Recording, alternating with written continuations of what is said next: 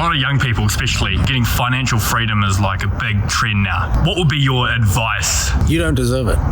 That's it. This is Tama Singh, who has turned over millions of dollars in real estate in New Zealand. How did the former dating coach become a property powerhouse? After mastering the art of property flipping, he decided to launch his investor course to help regular people navigate the property market, and even started sponsoring up-and-coming UFC fighter Neveho Sterling. We met Tama to dive deep into his business journey, the biggest lessons learned, and hear valuable insights on common mistakes made by young people today who want to start their own business.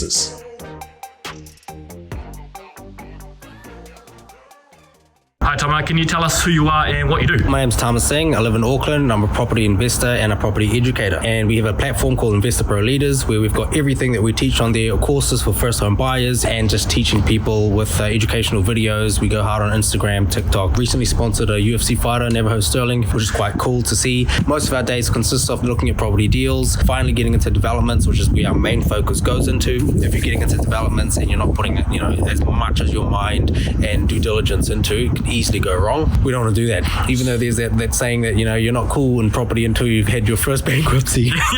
Shout out to Trump. How long have you been in property investment for? Started in 2020, really. So the peak of COVID, bought 5 houses at that time where interest rates were very low. And then since then, we went to flipping properly in April 2021. Bought, I think, 48 properties in the first 2 years. I was still working full-time when I did that, and then only quit my full-time job last year, July. And is that when your InvestorPro course launched as well, around that time? That was around September this year. This year? Okay. And So how's that been going? Yeah, that's been really good. So we've got numerous members on there that are learning, heaps of deal sources out there that are already making $5,000 to $10,000 per deal that they find. We teach some negotiation skills, tips, stories. So a lot of tradies out there, they know how to do things with their hands, but when it comes to the white-collar soft skills, that's when they don't know. And in this world, the biggest amount of money does come from white-collar stuff. That is how you use your brain, how you speak and talk, and negotiations and contracts. And it's not how many things you can nail into a thing or how much pipes you can connect. Look at the richest people in the world: Jeff Bezos, Elon Musk, Mark Zuckerberg. They are white-collar people at the top that delegate. We'll try and do it on Thursday, but we want it legally available to us on Friday.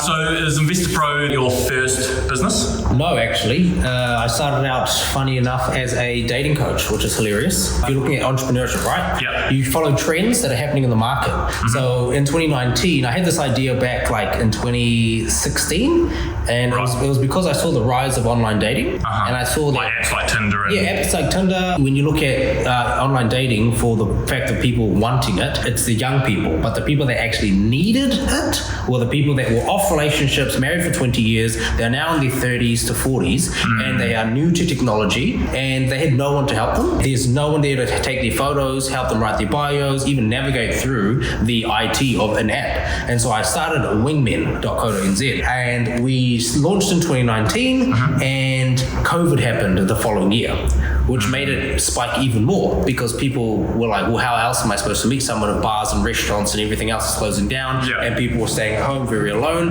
And so our inquiries were massive, and we help people in person. So we'd actually meet up with them, take their photos, go out with them to the malls and help them choose out the best shirts, sizes, everything for that. Take their photos, upload it, write their bios, and help them conversation skills. It's such a niche, unique company that it got me on the AM show and like massive media outlets for 2 years. When they looked up online dating coach, there was nothing else, and people used to compare it to like Hitch and stuff, right? Which is the movie that I sort of got the idea on subconsciously as a kid, I guess. We even went into the point where we did mock dates, where we had some female consultants, and what we do as part of that package is we tee them up, and then they would actually go on a date, but she'd be there to judge his body language, his eye contact, the way he talks, his mannerisms, everything, which most people love that, because they had A, never been on a date before in their life, or B, never been given the feedback that they so dearly needed. Right. So then when they do go on a date, they can, perform a little bit better. And what happened happened with that? Eventually, the scalability got too hard,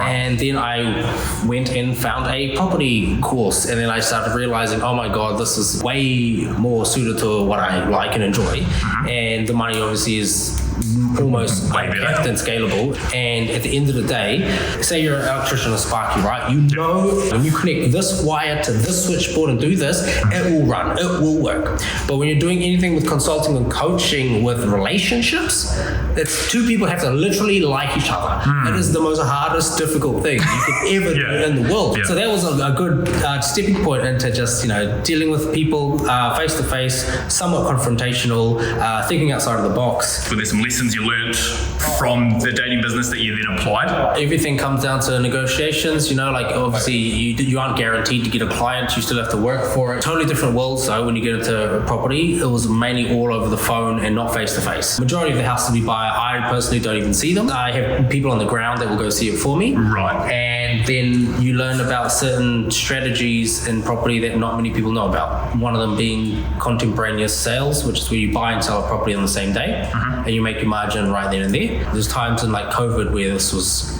very beneficial because everyone was staying away from property during 2020, and interest rates were 2.3%.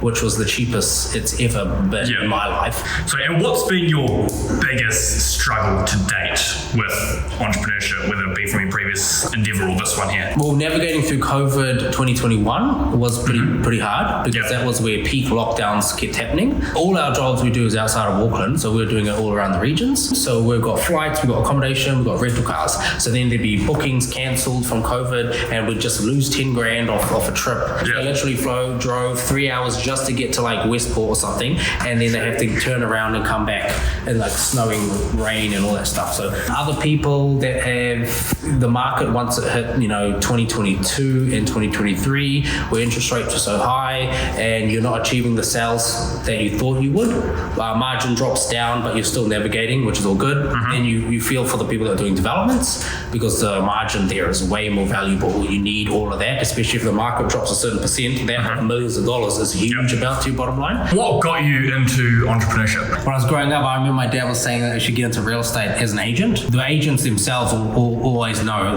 that the developer on the other end pretty much makes the most, right? Entrepreneurship as well, just fascinated with the ones that are changing the world. One of the ones I post about quite a lot you'd see is Elon Musk. Blows my mind where a lot of people think that dude's an idiot. A lot of flat earthers out there. Look at the advantage that we have compared to what our parents didn't have. Technology, software, education, which is online. There's certain things right now that I can make an offer on a house in 5 minutes. All they have to do is click probably 9 things on their screen and boom, we are legally under contract to purchase a $100,000, $200,000, $300,000 house where our parents had to wait for the agent to come around, print out a form, fill it all in, get the agent to go back, drive all the way across town to get the vendor to say no, then drive all the way back. Like, it's just a huge disadvantage. And again, going against the traditional education where they do need workers, and there's nothing against people that still do blue collar jobs, we still need them. But eventually, if you are going to be someone that helps out the wider family, you can't achieve that on a 9 to 5, right? Especially in New Zealand, on New Zealand's money, because New Zealand still has very expensive house prices and very expensive standard of living, but the average salary is still sitting at around about 70 grand. If you know that your 9 to 5 cannot get you out of that position, why are you happy just staying in the 9 to 5? You can do your 9 to 5, but also have the time to learn other things. As I said, education online, YouTube videos, read books, audio books even, and it just comes down to why get into entrepreneurship, because it teaches you things that are giving the biggest wins to people in this century. The people that have any little bit of skills from entrepreneurship are the winners. So obviously money wasn't like a struggle for you, I guess, right? Oh, well, definitely, yeah. It was? Do you think that affected your mindset in some way? Yeah, I mean, you grow up, you see where your family fell short on compared to other families, and then you want to be like, well, I wonder what steps and disadvantages my parents had compared to the advantage I have of being born in this country. So if you know your parents had the hardship of the disadvantages of coming from Fiji, and they come here and they had no friends, no network, hardly any money, and then you're born here, and then they put you into better schools, better education, you're so so I could be a drug addict loser, then you're actually putting the fingers up at your parents that worked hard to get you into that position, which you don't want to do, right? And then you come from a big family, so you got siblings as well. Yep. You start to realize that when you grow older, dinners and lunches and foods and clothing and school fees times multiple by numerous kids, it's very easy to start to struggle compared to just growing up with friends that had one kid. You know, majority of my friends during high school, all single, like Only child, yeah. and I could see the way that they were sort of raised compared to how we were. Yeah, where everything has to be spread a little bit earlier. And then if I was like, cool, where do I want to end up one day? Do I want to only have one kid, or do I want to have 2 kids, 3, 4? You know, if I'm aiming to have 3 or 4, then obviously the money that correlates to that needs to be a lot more. What do you think is the best financial advice you have received personally? Buy property, get into real estate, buy your first home as fast as you can, and do it well. Get educated. Understand these day and age, everywhere you look, every man and his dog is selling education.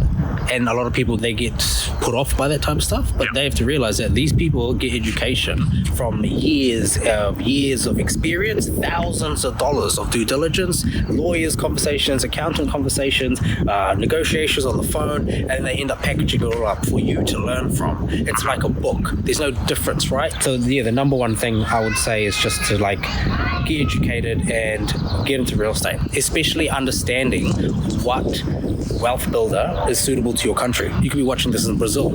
Property might not be it in Brazil. Depending on where you live, city, town, country, figure out what is the biggest wealth builder. A quick ChatGPT search will do it for you. A lot of young people, especially, getting financial freedom is like a big trend now. What would be your advice to them?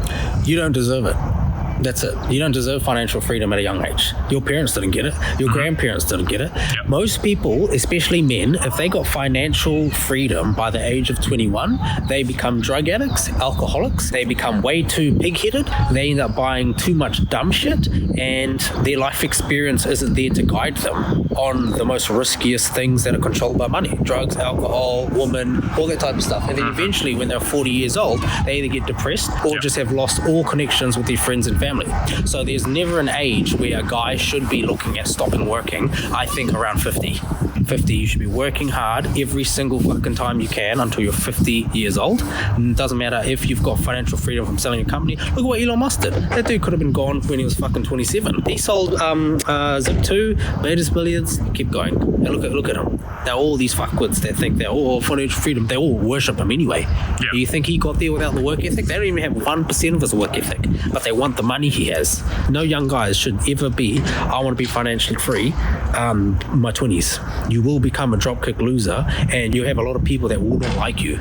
Because at the end of the day, you have one thing that is just respectable, is a work ethic. And with work ethic, you have more stories, you have more experience to talk about. You meet more people. Do you think it's like a lack of purpose as well? Not having purposes? That's why they turn to the bottle, to just turn their brain off, because they have no other direction, because their day-to-day is boring. There's no challenge to them. That's why they need the purpose. Young men need this purpose, right? And the other thing is, when they get financially free and they buy dumb shit, cars and all that stuff, yet their parents are still working, yet their sister, their brother are still financially struggling. Always help your family first, then you go out and buy a few toys and stuff. And to wrap up, so what's your ultimate goal? We want to end up taking it worldwide. We want to educate people well. I love speaking on camera and talking to people, educating them.